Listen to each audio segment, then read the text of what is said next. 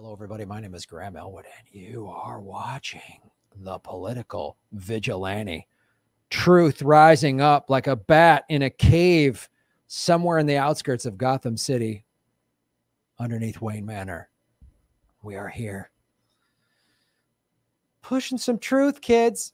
So we've talked about last week, the general strike in India, 250 million people. There's been a lot of serious strikes and just flat out rejections of neoliberalism and all that. And of course, the corporate media in America not barely covering it at all. So what a great way to support the show is to go to patreon.com/Graham Elwood, where Tim Stack, who's been supporting this show from day one, Tim Stack, longtime podcast fan. I met Tim at Podfest, and I really appreciate you supporting what I do here. Submitted this article. This came out in October, but it's relevant what happened in Central and South America because it's happening now in India. And why can't it happen here? All those protests over the summer, a lot of great stuff, but whoa.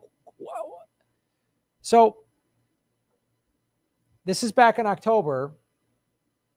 In a stunning display of popular will, protests in Bolivia to Chile force public reckoning of Chicago boy economics.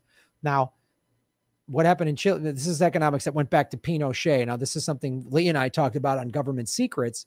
Again, another time the United States backed a brutal dictator in 73, I think in Chile, 72, 73. We backed this brutal dictator who did horrific things. So it's all we do. But now that's finally getting rejected, right? So like Bolivia, the strength of public opinion in Chile was so immense that the government, led by Chile's richest man, immediately conceded.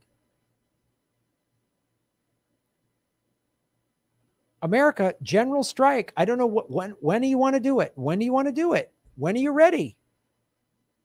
Congress is talking about the Republicans, Democrats giving us $600 and cutting unbelievable. Could have had a couple $2 trillion in stimulus, but Nancy Pelosi didn't want to give that to Trump before the election. So now both of these utterly corrupt, filthy parties are arguing over how Americans are going to get less. We had Thanksgiving 2 weeks ago, record demand from food banks all across the country. People waiting in line for hours just to get a Thanksgiving meal. 54 million Americans are food insecure. I mean, but that's what led up to all this in these other countries. And the reason our media doesn't cover it is the same reason they didn't cover the yellow vests in France for a year. They just tried to pass a law saying you couldn't videotape cops, and the people said, nope. They said, hell no. There's a lot of momentum coming over the summer, and then the NBA said, we're not going to play, and they didn't play for 3 days. The NBA, the WNBA, some Major League Baseball teams, and then Obama came in and said, go back to playing, and everybody went back to sleep. See how quickly and easily America's just, Obama said don't cause trouble, so we're going to go back to. The people of Chile have overwhelmingly chosen to discard their old constitution, which was written and implemented under the military dictatorship of Augusto Pinochet. Do a little research on Pinochet. He was brutal. And it didn't take long, man. He got to power within 2-3 months. They were executing people in soccer stadiums and torturing people. They went after the journalists. They went after the artists. They went after the activists. That's what they did. Here's just from Twitter. Massive celebrations in Chile after 78% of the people voted in support of rewriting the country's Pinochet-era constitution. This is back in October 26th. 78% of the country. Where do we have numbers like that in America? Oh, Medicare for all. You think you're going to vote for Joe Biden, and look at Joe Biden stacking his cabinet full of corporate people, Wall Street, oil lobby people, military warmongers, unbelievable, flat out Republicans. That's Biden's cabinet. And they're just giving all these identity politics. Oh, the first woman this, the first person of color that, but they're still awful. They're still awful people. So the people in Chile said, no, we want to rewrite our constitution. You get in the streets like this, you get to rewrite your constitution. You vote for the lesser of two evils, you get a big bag of dog shit. They'll let you have a party on Saturday, jump in the streets and celebrate. Joe Biden got named president that Saturday after the election, and then go back to bed, go back to sleep. Maybe we'll give you $600. So America, let me tell you something. There are 19 million evictions that are going to happen January 1st. In California, there's eviction. The eviction courts are crowded and people are getting COVID there. So they're shutting down restaurants. You can't even eat outside in most of California, especially LA and San Francisco, the big cities. You can't eat outside. If you have an outdoor restaurant, follow all the rules, social distancing, they've shut you down and you can't earn money. But we can keep the eviction courts open in California, where there's a high rate of COVID. People are going to eviction court, trying not to get evicted during a pandemic. And then the pandemic is being transmitted at a higher rate. I watch this country every day and I'm just like, is this really happening? When are people going to wake up? The 1980 Constitution was largely written by Pinochet advisor Jaime Guzman and enshrined into law the neoliberal ideas of American economist Milton Friedman and his team of Chicago boy economists who dictated the country's economic policy for decades. And let us not forget the good old CIA. It's almost like what's been happening the last couple of years, but it's been really exposed during the pandemic, is the decades of neoliberal policies that people all over the world are done with.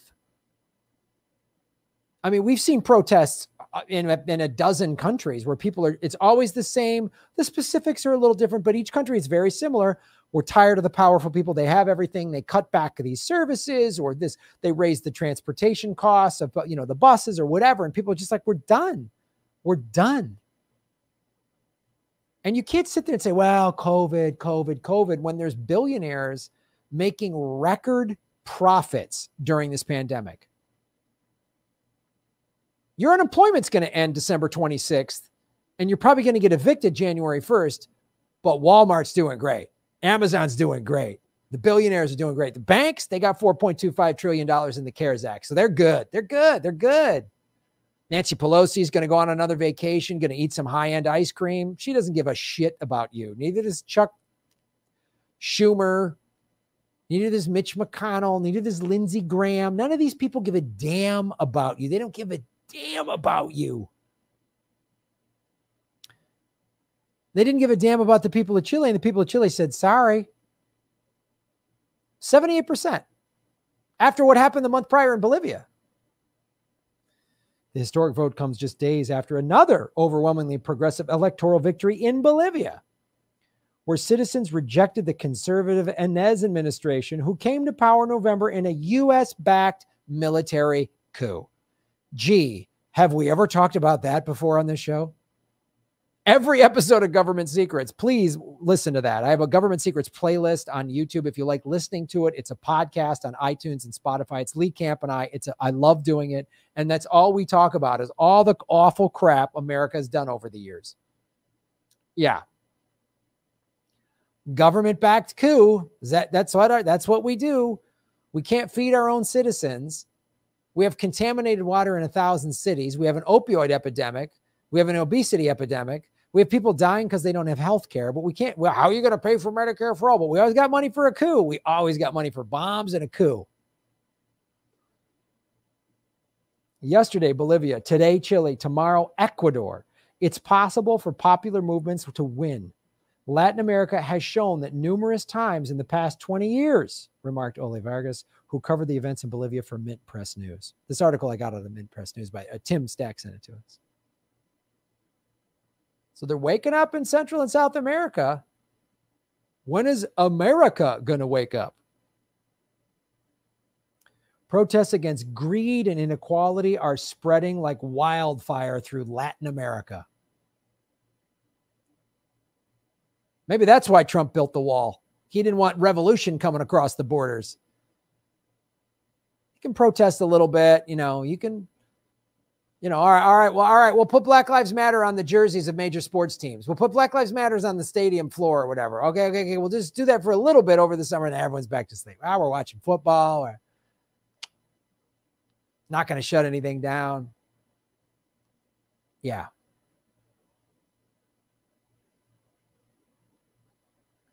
Chileans have voted to bury Pinochet's constitution. The road to a more just Chile will be long and hard, but the people's uprising that began just over years ago must continue until the deep injustices that brutalized Chileans are addressed. Delighted.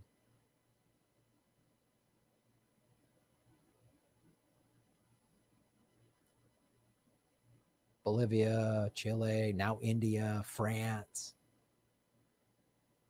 We started it over the summer, guys. We started over the summer during the George Floyd protests. People were really pissed off. They were in the streets. You got to realize that this is we are in class warfare. I'm not saying that there isn't systemic racism. Obviously, that's there. But keep going. That's what I was saying during the George. Keep going. This is class warfare.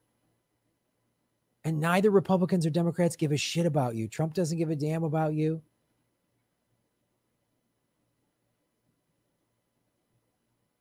Biden doesn't give a damn. Kamala Harris. None of them give a damn about you. They don't give a damn.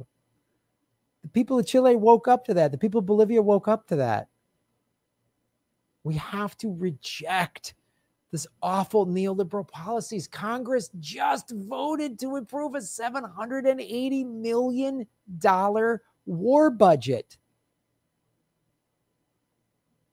while people are facing and already getting evicted. There was no rent relief in the CARES Act. They should have just paid your rent. It's paid. It's done. There's no rent relief. There's no mortgage relief. There's no nothing. Tom Brady bought a yacht, though. I did a video on that. Check that out. Tom Brady got $960,000, got a PPP loan, and he bought a yacht. The rich really got their fingers. The rich are really, they're just unbelievable. They're like they're crazy. Like Marie Antoinette, I was like, no one could be that out of touch. Let them eat cake. No one could be that out of touch. Really? She was so out of touch, they put guillotines out. Is that what it's going to take again? I'm all for nonviolence. I'm peaceful, nonviolent resistance. But the wealthy, I don't know what they realize what they're doing. It's going to take a general strike. We got to do what they're doing in India, what they've been doing, what they did in France for a year, what they did in Chile and Bolivia. We can't. All Americans, it's not red state, blue state. They want us divided with that crap. They want us divided, fighting with each other. Oh, Trump versus Biden, all lives matter versus Black Lives Matter. They want us fighting with each other. Because if we unify, then this happens. And that's why they don't cover this story. There's no coverage of what is happening in India. 250 million people going on strike.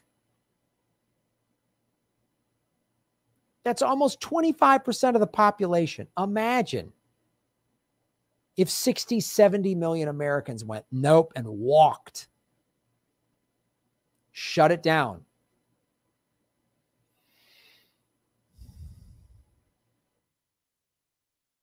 Here's what we got now.